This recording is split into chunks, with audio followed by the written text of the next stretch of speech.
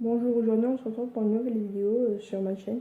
Et aujourd'hui je vais vous parler, je vais vous faire une vidéo des petites informations sur les jeux vidéo, les consoles, tout ça. On va regarder une petite vidéo que j'ai trouvée sur internet, vous pouvez y aller. Je vous mettrai, ça sera marqué normalement. Alors c'est parti, à tout de suite. Oh, voilà, c'est celle-là. Je vais la mettre au début. Cicéron, allons droit au but. On dit que la plupart des jeux vidéo sont violents et rendent idiots. Alors vrai ou faux? Si c'était vrai, ça se saurait. Non, ils sont violents, c'est vrai, mais pas forcément comme les gens croient. Et en tout cas, ils rendent certainement pas idiots, parce qu'on voit aujourd'hui beaucoup de jeunes très doués et très talentueux qui y jouent. Mais bon, la violence, quand on voit un jeu comme GTA, qui est un des grands succès du moment, meurtre, viol, en toutes sortes, c'est très violent. C'est très violent. Alors il faut dire quand même que quand on pense jeux vidéo, on pense jeux vidéo violents, mais il y a aussi beaucoup de jeux vidéo qui ne sont pas violents. Je pense à un jeu comme les Sims. Les jeux les plus joués dans le monde ne sont pas les jeux les plus violents. Myst, Sims sont des jeux justement non violents. Alors des jeux très violents comme GTA, c'est vrai que ça impressionne beaucoup les parents, les pédagogues quand ils regardent un enfant jouer. Mais vous savez, pour celui qui joue, l'important c'est l'interactivité. C'est de pouvoir faire face aux situations qui arrivent, imprévisibles, souvent brutales d'ailleurs pour le joueur, et pouvoir y répondre très vite. Alors à partir de là, c'est vrai que les univers violents encouragent plus cette interactivité frénétique, rapide. Mais c'est d'abord ça que cherche le joueur. Mais en quoi cette violence est vraiment utile pour créer cette tension qui existe dans les jeux, quoi? Pourquoi est-ce que les créateurs de jeux se sentent obligés d'y mettre autant de violence?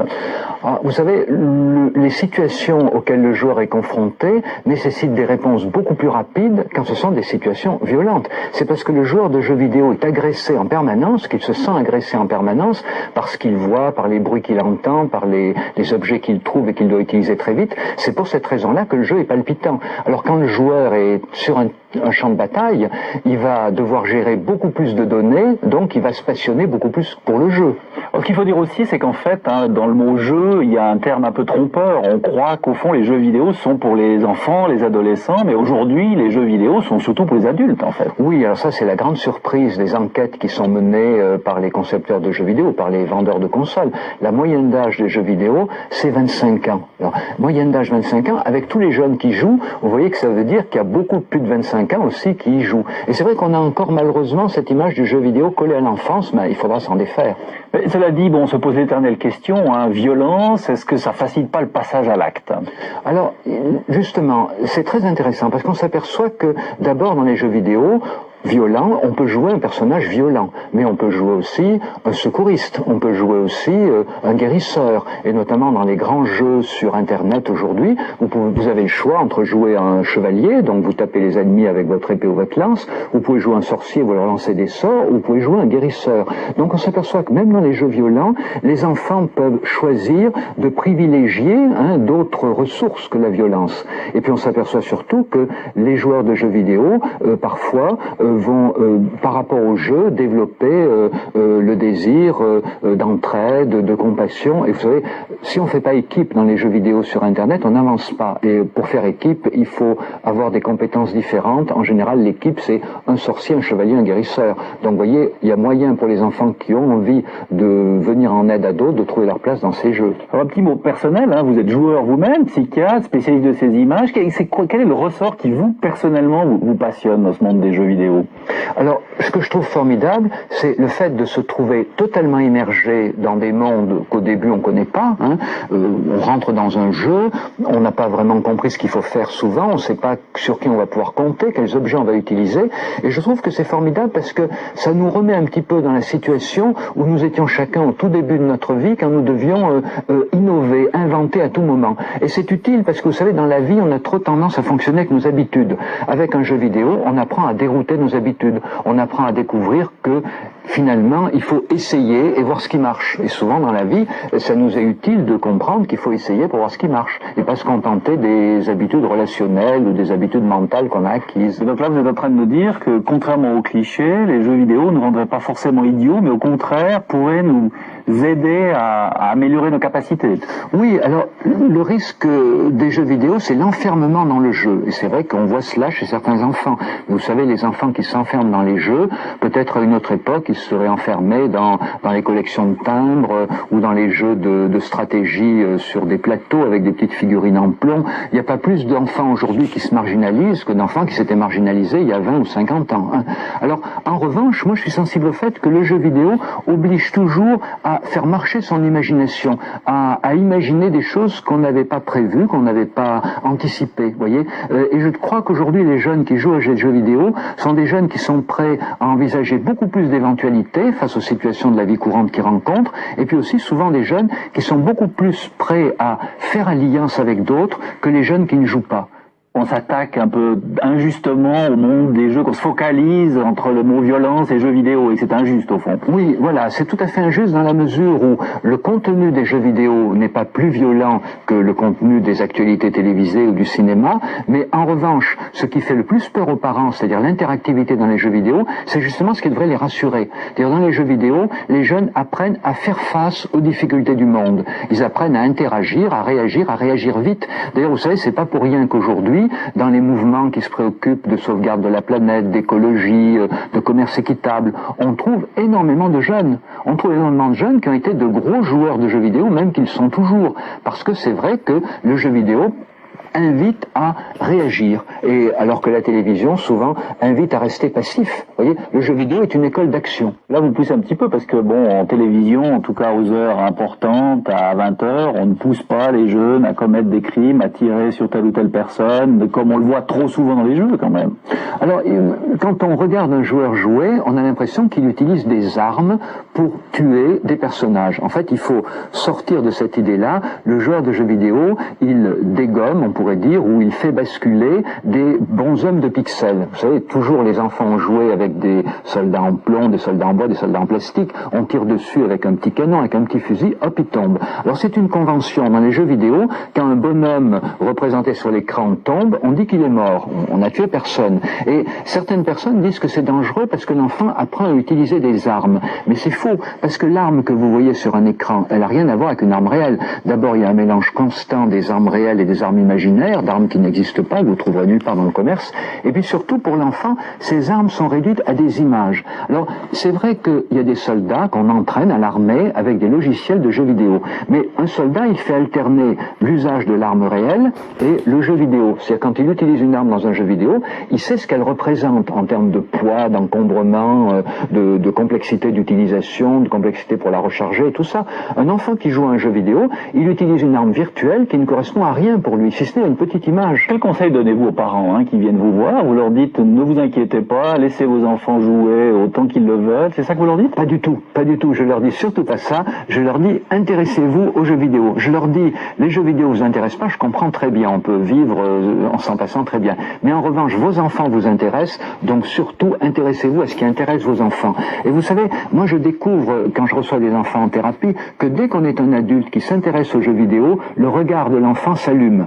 Les enfants sont étonnés qu'un médecin, un psychiatre s'intéresse aux jeux vidéo, et dès qu'on leur pose des questions, ils en parlent avec beaucoup de plaisir. Donc je dis aux parents, posez des questions à votre enfant, demandez-lui comment il s'en est sorti, quel genre de monstre il a tué, quel genre de personnage il a joué. On peut poser des tas de questions à un enfant, et on s'aperçoit que les enfants sont très contents d'y répondre, et on s'aperçoit même plus. On s'aperçoit que les enfants découvrent à ce moment-là qu'il y a un plaisir à jouer, et qu'il y a un plaisir à parler du jeu. Et moi, vous voyez, j'encourage beaucoup tous les joueurs et les parents de joueurs à découvrir ce plaisir qu'il y a à parler du jeu. Alors bon, il y a quand même un autre problème avec le monde du jeu, c'est que c'est un monde essentiellement masculin. Alors, longtemps, les jeux vidéo ont été pratiqués que par des hommes, et c'était simple, c'est parce que les technologies numériques ne permettaient pas de faire des situations complexes, donc les seules situations mises en jeu, c'était soit deux raquettes avec une balle qui allait de l'un à l'autre, soit un fusil, on tirait un projectile et il y avait une silhouette devant qui tombait, donc des jeux de guerre, d'affrontement. Donc ces jeux-là n'ont pas beaucoup intéressé les filles, mais depuis la fin des années 1990, depuis le début des années 2000, Depuis le début des années 2000, on s'aperçoit qu'il y a de nouveaux jeux qui évoquent des situations complexes, notamment des situations familiales, des situations relationnelles, et ces jeux sont beaucoup prisés par les filles. L'exemple toujours donné, c'est les Sims, qui est un jeu qui est aujourd'hui plus joué dans le monde par des femmes que par des hommes.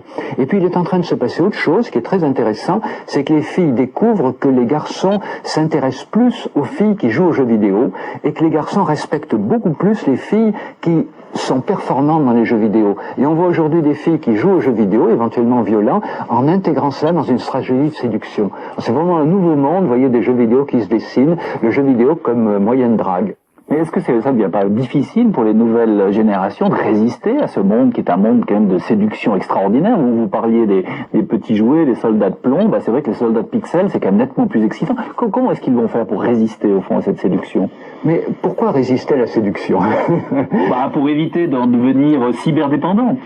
C'est pas parce qu'on cède à la séduction qu'on va y céder sans cesse et sans cesse. Si vous voulez, aujourd'hui, le grand problème du jeu vidéo, c'est que malheureusement, beaucoup de joueurs s'y engagent de manière trop intense parce qu'ils sont constamment frustrés dans leur partie et ils ont l'impression qu'ils vont pouvoir, en jouant plus, être enfin gratifiés, obtenir les points qu'ils veulent, la place dans le jeu qu'ils veulent. C'est pour ça que je dis toujours qu'il faut remplacer la gratification par le jeu vidéo par une gratification sociale. Et la gratification sociale, c'est que les parents, les pédagogues s'intéressent à ces jeux, c'est très gratifiant pour les jeunes, que les parents, les pédagogues questionnent les jeunes sur ce qu'ils réussissent, sur ce qu'ils échouent, et que les jeunes découvrent qu'on s'intéresse à eux, qui s'intéressent aux jeux vidéo. Mais laisser un joueur dans son coin en disant s'il perd son temps, tant pis pour lui, c'est terrible parce que l'enfant va chercher de gratification que dans le jeu, et vous savez, les jeux sont construits pour être frustrants, donc on n'est vraiment jamais gratifié autant que ce qu'on le voudrait. On accuse souvent, au fond, ces nouvelles technologies d'être à l'origine d'une violence plus importante dans les villes, parmi les jeunes aujourd'hui. Faux? Alors, d'abord, je crois que ces nouvelles technologies donnent une beaucoup plus grande curiosité des cultures étrangères. Quand on joue sur un jeu vidéo en réseau et qu'on voit s'allumer des petits points rouges, n'est-ce pas, qui indiquent que vous jouez avec un Chinois, un Japonais, un Australien, déjà, ça vous donne une conscience du monde que les gens de ma génération n'ont pas eu quand ils étaient enfants. Nous, on avait une conscience de la nation, à la rigueur une conscience de l'Europe, certainement pas une conscience du monde. Je crois que les joueurs de jeux vidéo qui jouent avec des joueurs sur toute la planète sont beaucoup plus sensibles aux questions de protection de la planète, d'écologie, parce qu'ils ont, chaque fois qu'ils jouent en réseau, une conscience du monde. Alors, s'agissant de la violence que les jeunes seraient censés trouver dans les jeux vidéo, je crois que cette violence, elle ne les pousse pas tous à être violents, mais c'est vrai qu'elle peut pousser certains à être violents si par ailleurs leur histoire personnelle, leurs conditions de vie, leurs conditions familiales les y poussent. Alors, tout dernier mot, parlez-nous de votre dernière passion en matière de jeux vidéo et qu'est-ce qu'elle vous a procuré? Alors mon dernier jeu favori en quelque sorte, moi j'ai découvert récemment un jeu qui s'appelle, enfin c'est un peu embêtant de faire de la publicité pour des jeux, mais un jeu qui s'appelle Call of Duty, qui est un jeu guerrier, mais ce qui m'a séduit dans ce jeu, c'est que vous n'avez jamais l'impression d'y être seul, c'est-à-dire vous avez toujours d'autres soldats qui vous accompagnent, et pour un enfant qui se sent isolé, qui se sent incompris, eh bien le fait d'être se sentir ainsi accompagné par d'autres dans le jeu, c'est vrai que c'est quelque chose qui peut le gratifier d'une manière qui peut lui permettre même peut-être de surmonter des frustrations dans sa vie quotidienne. Mais c'est intéressant, vous dites pour un enfant, et je vous ai posé la question, qu'est-ce qui vous intéresse vous? Et donc d'une certaine manière, il y a une fusion entre l'intérêt des plus jeunes et des plus âgés, et chacun peut y retrouver son monde. Vous savez, quand je joue à un jeu vidéo, je suis pas un psychiatre qui frise la soixantaine. Quand je joue à un jeu vidéo, heureusement, je redeviens un enfant, je m'étonne comme un enfant. Donc forcément, je suis ce qu'on pourrait appeler un bon joueur, quelqu'un qui s'intéresse à ce qu'il peut y avoir d'imprévisible, qui stimule l'imagination. Donc, si vous voulez, moi, quand je joue à un jeu vidéo, j'essaye un petit peu de retrouver l'état d'esprit qui devait être le mien quand j'étais petit, c'est-à-dire d'envisager toutes les solutions possibles, même si ce sont des solutions que j'ai jamais envisagées dans la vie réelle, parce que dans la vie réelle, on a quand même un registre de réponses, d'attitudes, de comportements assez limité. Dans un jeu vidéo, il faut tout explorer. C'est ça qui est formidable. Alors c'est la fin de cette vidéo. C'était une vidéo sur les informations des jeux vidéo, tout ça. Je vous ai passé une petite vidéo de à peu près 15 minutes, 13-14 minutes. Alors j'espère qu'elle vous a plu. N'hésitez pas de liker si elle vous a plu, de commenter, de s'abonner et de la partager avec vos amis. Merci, au revoir. Et à la prochaine pour une prochaine vidéo. Je vous remercie d'être TV.